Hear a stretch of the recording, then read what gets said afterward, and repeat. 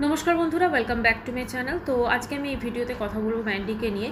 मैंडी दालाल दिदिर नामे एफआईआर करेছে এরকমই একটি কমিউনিটি পোস্টও দিয়েছে। যদিও কমিউনিটি পোস্টে এটা পরিষ্কার নয় যে ওটা ম্যান্ডি করেছে কিনা বা সত্যি ওটা দালাল দিদিকে নিয়ে করা হয়েছে কিনা।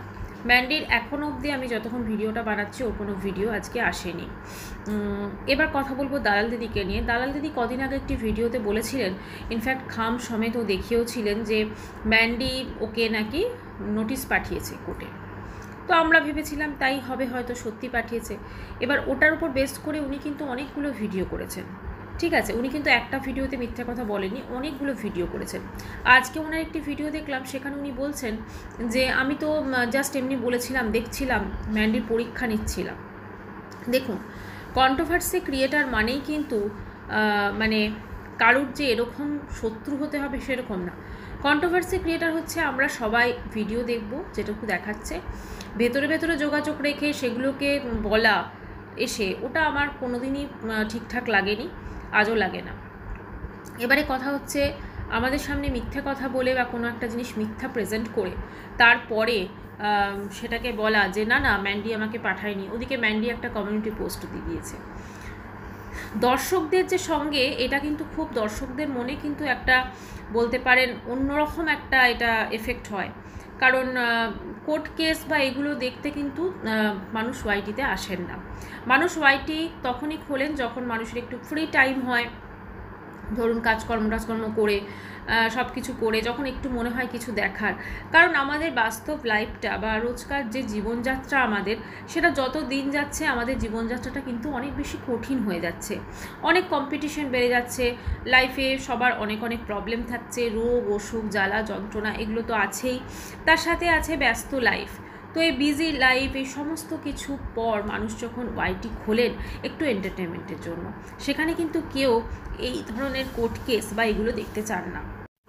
যদিও এখন আমরা ওয়াইটিতে বিভিন্ন টাইপের জিনিস দেখছি, কেউ লাইভ আত্মহত্যা হুমকি দিচ্ছে বা যেগুলো ঘটছে আমরা দেখছি, সারা রাত্রির জেগে লাইভ হচ্ছে, এগুলো মানুষের জীবনযাত্রাকে আরও বেশি কঠিন করে দিচ্ছে। একটা কমেন্ট এসছে আজকে আমার কমেন্ট বক্সে, কমেন্টটা আমার খুব পছন্দ হয়েছে যে এদের ভিডিও, মানে আমি আজকে রিমি প্রীতমকে নিয়ে একটি ভিডিও করেছিলাম, তো তা বলছেন যিনি কমেন্টটা করেছেন, তো তিনি বলছেন যে এদের ভিডিও অনলি এন্টারটেনমেন্টের জন্য দেখো, ইমোশনাল হয়ে দেখার কোনো প্রয়োজন নেই। একদম সঠিক কথা। এন্টারটেনমেন্ট হিসেবে আমরা আজকাল এগুলো দেখছি, ঠিক আছে। মানে এন্টারটেনমেন্ট আমাদের কাছে পুরো বদলে গেছে। একটা খুব সুন্দর সিনেমা দেখা, একটা খুব সুন্দর অন্যরকম কিছু দেখা, এগুলোর মধ্যে যে ব্যাপারগুলো আছে, কিন্তু এখন ওয়াইটিতে চলে এসেছে টেনশন, শুধু টেনশন এবং টেনশন। এই সব কিছু মিলেমিশে আজকে ওয়াইটির জগৎটা সম্পূর্ণ চেঞ্জ হয়ে গেছে। এখানে আমরা দেখছি কেউ বলছে যে আমি আমার ছেলের বিএমটি চিকিৎসা করাবো, তারপরে সে বিএমটি করাচ্ছে না, টাকাও ফেরত দিচ্ছে না, সেটা নিয়ে একটা বাকযুদ্ধ হচ্ছে। এবং অপরদিকে আমরা দেখছি যে বিভিন্ন কোর্ট কেস হচ্ছে অনেকের নামে। এই কোর্ট কেসগুলোর কারণ হচ্ছে অসভ্য গালিগালাজ ইউজ করে তারপরে ভিডিও করা, কখনো বা এই কোর্ট কেস নিয়েও মিথ্যে কথা বলা হচ্ছে, মানে বিভিন্নভাবে বিভিন্ন রকম হচ্ছে। মানুষ যা কিছু হচ্ছে বলছে আমরা সোশ্যাল মিডিয়া সেগুলোকে নিয়ে ভিডিও করব এবং ভিডিও করে রেভিনিউ জেনারেট করব। এখন মানুষের এই যে মানুষকে টেনশন দেওয়ার একটা প্রবণতা, কারণ এগুলো কি বলুন তো, আমরা যে ধরুন দেখছি বা এই ধরনের জিনিস, আমাদেরও তো ভেতরে ভেতর সেই প্যানিক, সেই টেনশন সেইগুলো হচ্ছে, ফলে আমাদেরও কিন্তু কোথাও না কোথাও মনের অজান্তে একটা আমরা আমাদের শরীরের ক্ষতি করে ফেলছি। তো মেন কথা এটাই যে এই জিনিসগুলো ওয়াইটিতে যত না আসে ততই বোধহয় বেটার। কারণ মানুষের লাইফে যেরকম আগেই বললাম যে সমস্যার মানে শেষ নেই, বিভিন্ন রকম সমস্যা, অনেকে ভুক্তভোগী, এগুলো চলছেন, প্রত্যেকের লাইফে কিছু না কিছু সমস্যা থাকে। তো মানুষ তো সেগুলোকে সলভ করতে ব্যস্ত থাকে, মানে সেগুলো দিয়েই তো মানুষ অনেকটা ব্যস্ত থাকে। আরও এক্সট্রা করে সেইখানে প্রবলেমসগুলো মানে দেখা, সেগুলো নিয়ে চিন্তা করা, এগুলো মানুষের মনে বিশাল একটা এফেক্ট হচ্ছে। যেমন বলি, কালকে এই যে প্রীতম দেখলাম যে দিশানি যেটা ওকে মেসেজ করেছে বা করেছে, তো সেইখানে তার বাড়ির সামনে গিয়ে বলছে যে, তারপরে দেখলাম রিমিও বলছে সাইড থেকে যে লাইভটা চালু রাখ, মানে তো আমাদেরও কিন্তু এখন সত্যি কথা এখন অবধি কিন্তু আমরা দিশানির কোনো খবর পাইনি।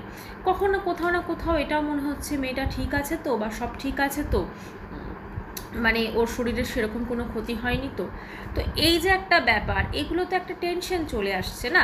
কিন্তু ওয়াইটিটা তো এরকম কয়েক বছর আগেও তো ওয়াইটি এরকম ছিল না, ওয়াইটি অনেক পরিষ্কার পরিচ্ছন্ন ছিল। ফিরে আসছি ম্যান্ডির কথায়। তো ম্যান্ডি এই যে কোর্ট নোটিশ বা এগুলো পাঠিয়ে সত্যিই কি দালাল দিদিকে শাস্তি দিতে পারবে? কিন্তু দালাল দিদি যে পরিমাণে মিথ্যে কথা বলে ভিডিও করে যাচ্ছেন একের পর এক, এবং আমার মনে হয় ওনার ভাষা একটু সংযত হওয়া উচিত, এবং ভাষা না, ভাষার সঙ্গে সঙ্গে ওনার কিন্তু এক্সপ্রেশনটাও একটু সংযত হওয়া উচিত। কারণ উনি ওনার ভেতরের যে জিনিসগুলো সেগুলো উনি হয়তো অঙ্গভঙ্গি করে দেখাচ্ছেন, কিন্তু সবার ওই জিনিসগুলো কিন্তু পছন্দ নাও হতে পারে। কারণ ওনার হয়তো ভালো লাগে, উনি হয়তো সেগুলো দেখতে হ্যাবিচুয়েটেড, বা ওনার মনে হচ্ছে যে না আমি যেটা করছি ঠিক করছি, কিন্তু ওনার ভিডিও আরও 10টা মানুষ যখন দেখছে তখন তাদের সেই জিনিসটা পছন্দ নাও হতে পারে। কাজেই এই যে উনি একটা ডাহা মিথ্যে কথা বলে দিলেন, এবং যে ওনার বাড়িতে নোটিশটা নিয়েও কিন্তু এটা ওনার একদমই উচিত হয়নি। এবং এটাতে আমার মনে হয় পরে যখন উনি সত্যি কোনো নোটিশ নিয়ে কথা বলবেন তখন কিন্তু তিনি বিশ্বাসযোগ্যতা মানুষের কাছ থেকে হারাবেন। আর ম্যান্ডি কি কারণে নোটিশ পাঠিয়েছে না পাঠিয়েছে সেটা তো অবশ্যই ম্যান্ডি পরেই করবে। তবে আমি এক্ষেত্রে একটা কথা বলবো, ম্যান্ডি কিন্তু নিজের প্রয়োজনে দালাল দিদিকে ইউজ করেছিল, আর দালাল দিদিও কিন্তু নিজের প্রয়োজনেই চ্যানেলটাকে মানে কি বলবো, ভিউজ বাড়ানোর জন্য, চ্যানেলটাকে গ্রো করার জন্য কিন্তু এই ম্যান্ডির একদম সোনা দিভাই হয়ে গেছিলো। কাজে এরা দোষী কিন্তু দুজনেই, কেউ কম না কেউ বেশি না, ঠিক আছে। আজকে ম্যান্ডির পরকীয়া আমরা সবাই ভুলে গেছি, কারণ ম্যান্ডি একজন খুব বড় ইউটিউবার। ম্যান্ডি অনেক টাকা আর্নিং করে, এবং টাকার বশে ম্যান্ডি কিন্তু সবাইকে কন্ট্রোল করতে পারে, ফ্যামিলির সবাইকে সে কন্ট্রোল করতে পারে, শুধুমাত্র টাকা আছে বলে। যাই হোক, টাকার অহংকার বেশি দিন থাকে না, অহংকার পতনের মূল। তবে হ্যাঁ, ওর সন্তানটা মানুষ হোক ভালোভাবে। তবে আজকাল তো দেখছি সে তার মেয়ের হাতেও মোবাইল ধরিয়ে দিচ্ছে, সে ব্লগিং করছে, মানে মেয়েরও খুব শীঘ্রই একটা চ্যানেল খুলতে চলেছে আর কি। তো আজকে এখন অবধি যেমন আগেই বললাম ম্যান্ডির কোনো ব্লগ আসেনি, ফলে এই কেস সংক্রান্ত কোনো আপডেট আর তো ম্যান্ডি এমনি ব্লগেও দেয়নি বা কিছু বলেও নি। কিন্তু ওই যেটুকু অংশ দিয়েছে ওখানে পরিষ্কারভাবে কিন্তু বোঝা যাচ্ছে না যে ওটা সত্যি কি দালাল দিদি নামে কোনো কেস হয়েছে নাকি। তো যাই হোক, যদি সত্যি এরকম কেস হয়ে থাকে, তবে কেস হলেই যে কাউকে শাস্তি দেওয়া যায় সে তো নয়, সেটাকে প্রমাণ করতে হয়, প্রুফ দরকার পড়ে। তো সেটাই এখন ভবিষ্যতে দেখার। তো বন্ধুরা, একটা কথাই বলবো, যে মানুষকে মিথ্যা টেনশন দিয়ে, যেমন দালাল দিদি যেটা করেছেন, যে আমার একটা কোর্টের নোটিশ এসছে, এবং পরপর উনি 2-3 দিন কিন্তু ওই টপিকটা নিয়ে ভিডিও করেছেন যে ওড়না বেঁধে আসতে হবে ম্যান্ডিকে কোর্টে, এত কিছু আছে, মানে বিভৎস, মানে মানুষজন ওনাকে যে উনি মিথ্যা কথা বলছেন সেটা বুঝতেই পারেনি। আজকে কিন্তু উনি বললেন যে না, আমি সেদিনকে পরীক্ষা নিচ্ছিলাম ম্যান্ডির, মানে এটা হলো অনেকটা ওই টপিক পাচ্ছেন না উনি হয়তো কিছু, তো এটা ধরেই উনি করতে চেয়েছেন। যাই হোক, সেটা ওনার একান্ত নিজস্ব ব্যাপার, কিন্তু উনি যেহেতু দর্শকদের সামনে এই ভিডিওগুলি করেছেন, অনেক দর্শক কিন্তু এটাকে সোজা এতে মেনে নেয়নি।